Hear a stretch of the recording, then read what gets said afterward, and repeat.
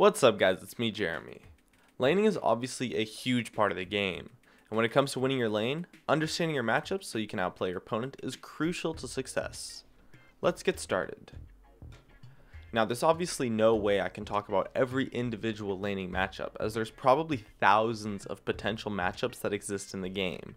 So in order to talk about it in a general sense, let's break it down into three key mechanics that form somewhat of a triangle: poke, burst, and sustain.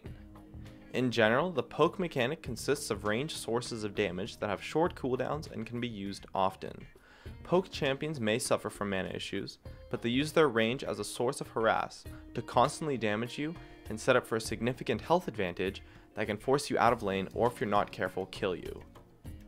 And then we have the burst mechanic. This consists mainly of bursty, high cooldown abilities that often have crowd control in their kits. These champions get in, do their burst, and then get out to avoid further damage. Hard initiators would also be considered burst champions due to their long cooldowns. These champions will jump on you and can surprise you with a significant amount of damage very quickly, but then will be almost useless for a solid 10 seconds or so, for which they are vulnerable to harass. And lastly, we have the sustain mechanic. Sustain is pretty self-explanatory, but just for those who don't know, it's being able to heal yourself. Champions with significant sustain may look to trade constantly, and win or lose, they will always come out on top in those trades due to being able to heal themselves back up quickly. Pretty much all champions have one key mechanic and a second less prevalent mechanic in their skill sets, and they use them to their strengths while laning.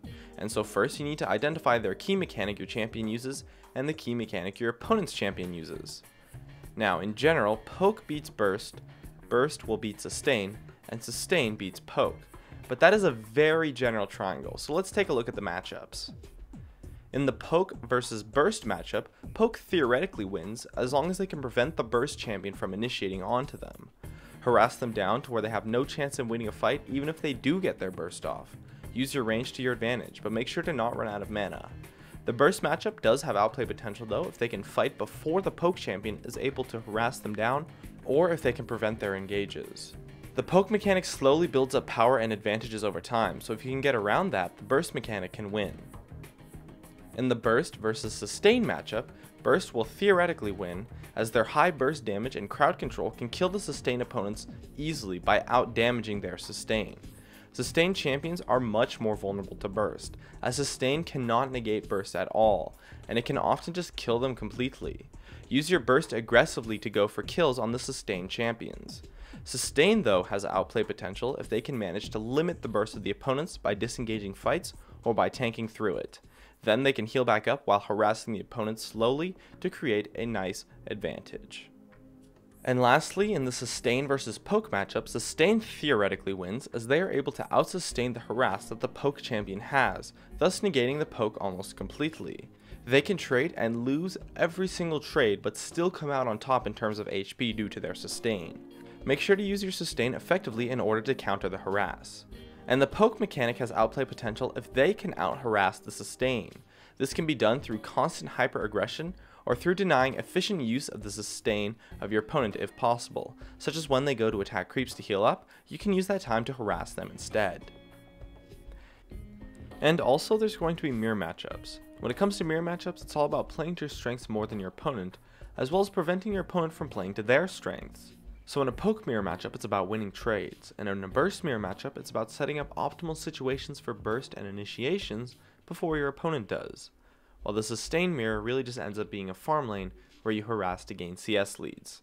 In addition to the key mechanics, most champions will also have a second mechanic placed into their kits, albeit at a weaker level than their first main mechanic.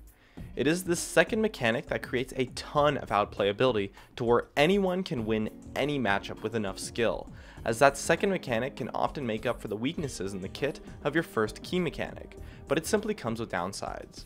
For example, take Taric, who is a burst champion with his stun and burst damage.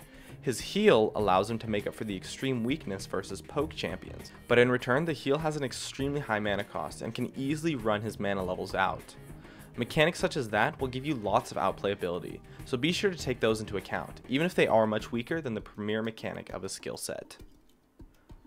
And that just about wraps it up. My name is Jeremy, and that's it for my video on laning matchups. If you enjoyed this video, feel free to check out some of my others on the screen right now, or stay connected at facebook.com/gamingcurios.